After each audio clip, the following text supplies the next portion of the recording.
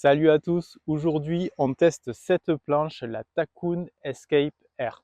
C'est un subfoil gonflable dédié à la pratique du light wind en wingfoil. Les boards de light, c'est la tendance qui redéfinit nos quivers. Si tu suis la chaîne, j'ai fait quelques tests sur les boards de light rigides et j'en pense le plus grand bien. Mais ces boards rigides, elles ont deux inconvénients. Leur encombrement pour le transport et le stockage, et leur prix, surtout si tu les utilises de manière occasionnelle. La réponse à ces deux inconvénients, c'est peut-être ça, les boards gonflables. Le gonflable, pour ne rien te cacher, je n'en ai jamais eu et je t'avoue que j'ai quelques a priori dessus. Je vais essayer de ne pas y penser pour ce test et je te propose d'y revenir dessus à la fin de la vidéo. Allez, on va déballer tout ça. Pour être compact, c'est sûr que c'est compact. Le sac est bien fini avec des bretelles, des poignées, il y a même des roulettes. À l'intérieur, tu trouveras la pompe, la board, un kit de réparation et deux kits de visserie pour adapter ton foil. Ça peut se caler partout, dans la remorque d'un vélo, derrière un scooter ou même dans une voiture citadine. Ça prend pas de place dans le garage. Pour quelqu'un qui habite en appart ou qui part en voyage, c'est assez dingue. Voilà, la valve est ici. C'est parti pour le gonflage. C'est assez rapide. La pompe a deux positions pour la mise en pression. On bascule sur la position pour finir la mise en pression. Terminé, la board est prête. Le choix des couleurs est plutôt joli. Ici, c'est la 7.2 qui fait 20.5 de large pour 6 d'épaisseur. On a un volume de 125 litres. Elle existe en 6.6, 7.2, 7.10 et 8, avec les volumes correspondants. Ici, on retrouve l'ADN des boards de light. Elles sont longues et étroites. L'objectif, favoriser la glisse. Pour du gonflable, c'est plutôt séduisant. Sur le pont, tu vas trouver la valve, le pad plutôt agréable, des inserts pour les footstraps et l'attache de leash. Sur l'avant, tu verras, il y a un léger rocker et je trouve que c'est plutôt malin pour la stabilité dans le clapot et quand tu vas prendre de la vitesse. Le tail est vraiment intéressant pour ce type de planche. Ça reprend les codes des shapes des rigides, je trouve ça assez fort. Sur le dessous, le rail US, la plaque de carbone avec la poignée de portage intégrée. Elle est fine en profondeur, mais elle fait le job. Le secret de cette planche, je ne sais pas si tu l'as remarqué, c'est cette ligne qui fait tout le tour. C'est une bande de renfort qui vient ajouter de la rigidité dans la longueur de la planche. Niveau technologie, c'est ce qu'on retrouve sur les SUP gonflables de qualité. C'est ce fameux drop stitch. Les deux membranes qui forment la board sont solidaires entre elles par des filaments qui permettent d'accepter une forte pression et donner une bonne rigidité. C'est vraiment super léger. Alors, je suis d'habitude très soigneux avec le matériel, mais là, il faut reconnaître qu'avec ça, tu vas pouvoir te lâcher, ça ne risque absolument rien. Place au test maintenant. On va faire un test dans le light en wingfoil, ce pourquoi cette planche est faite, et ensuite on la testera en subfoil dans les vagues.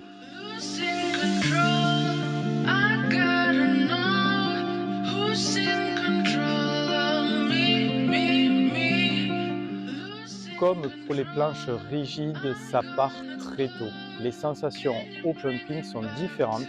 Il ne faut pas hésiter à vraiment pomper avec les jambes.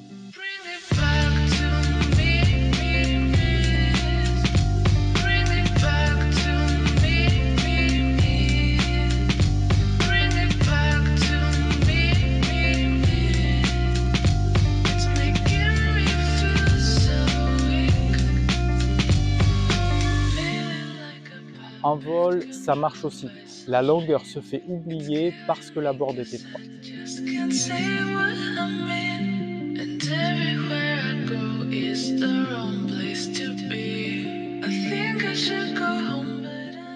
Allumez les ventilos.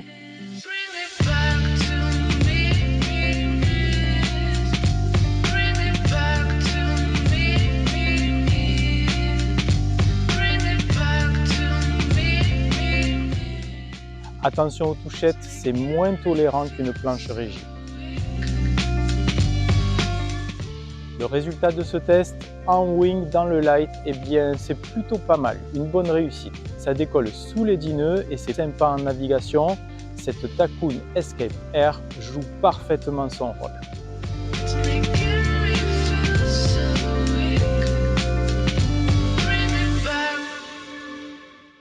Comment cette board se comporte en subfoil? Pour la tester, la Grande Bleue nous a fait une offrande. Quelques vagues matinales.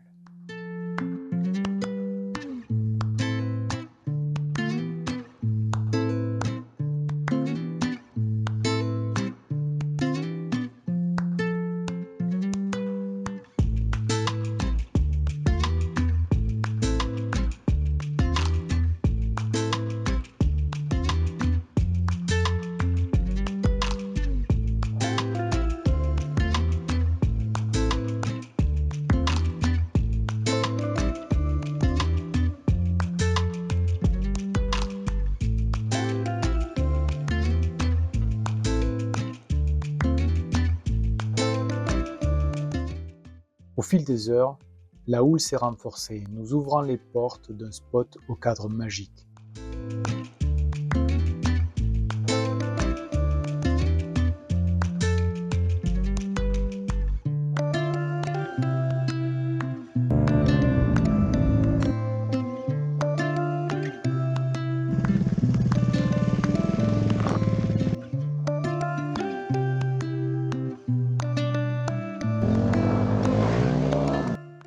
La baie de Collioure.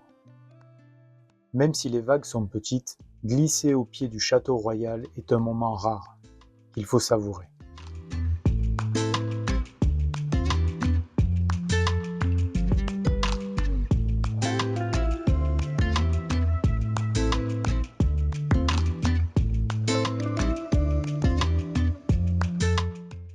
Regarde le cadre, rien que ça vaut le coup.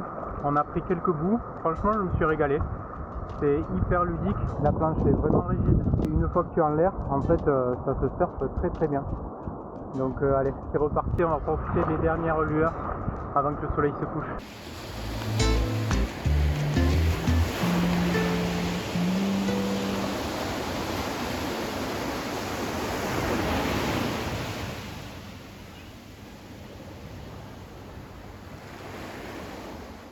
Voilà, le test de cette Escape Air touche à sa fin. On va maintenant faire le bilan. Alors, pour qui est faite cette Escape Air? Plutôt pour le wingfoiler intermédiaire à expert qui cherche une board pour le light, pas cher et efficace, qui peut venir en complément d'une board plus polyvalente. Et pour celui qui a un souci de transport, de stockage, ça peut être aussi une bonne alternative pour les voyageurs. Pourquoi faire surtout le Lightwind en wing? Elle est faite pour ça. Le subfoil est possible, mais ce n'est pas sa spécialité, tout comme la wing dans le vent fort. Concernant la pratique en downwind, attention à la législation et n'oublie pas que le downwind, c'est une pratique qui nécessite beaucoup de préparation et de la prudence. Je t'avais dit au début que j'avais des a priori sur les boards gonflables, donc maintenant que j'ai testé la planche, je vais essayer de te dire si c'est fondé ou pas. Le premier des a priori qu'on a tous, c'est le gonflable, ça colle à l'eau. Alors dans ce cas, ce n'est pas flagrant. Il est clair qu'en wing, j'ai senti qu'il fallait vraiment travailler la board avec les jambes au pumping et ne pas se contenter de la laisser glisser pour partir. C'est un coup à prendre. Les touchettes sont plus délicates à gérer qu'en rigide. Elle part dans 10 nœuds et en dessous, c'est ce qu'on lui demande. Deuxième a priori que l'on a tous, c'est de dire que le gonflable est une planche qui est posée au-dessus de l'eau. Elle a moins de stabilité. Alors, c'est plutôt vrai et c'est pour cette raison qu'elle est réservée aux intermédiaires et aux experts. C'est pas gênant en wing parce que tu pourras toujours t'appuyer sur ta voile. C'est peut-être un peu plus délicat pour le sup. En subfoil, au take-off, le fait d'être au-dessus de l'eau te fait moins partir dans la pente de la vague et c'est un peu plus délicat dans cette phase. Autre a priori, une board gonflable n'est pas assez rigide pour le pumping. Cette planche est rigide au-delà de mes attentes pour un gonflable. Mais c'est forcément moins rigide qu'une board classique. Elle compense sur ce point par un poids vraiment très léger.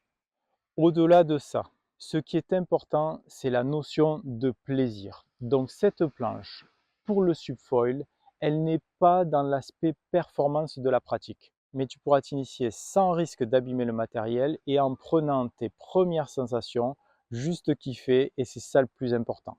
Pour le wingfoil, dans le light, c'est une très belle planche qui joue pleinement son rôle avec un rapport qualité-prix qui est imbattable et qui te permettra de naviguer quand tout le monde reste sur le sable. Si tu as aimé cette vidéo, n'hésite pas à liker, t'abonner et commenter. Si tu as des questions qui te passent par la tête, je m'y ferai un plaisir d'y répondre.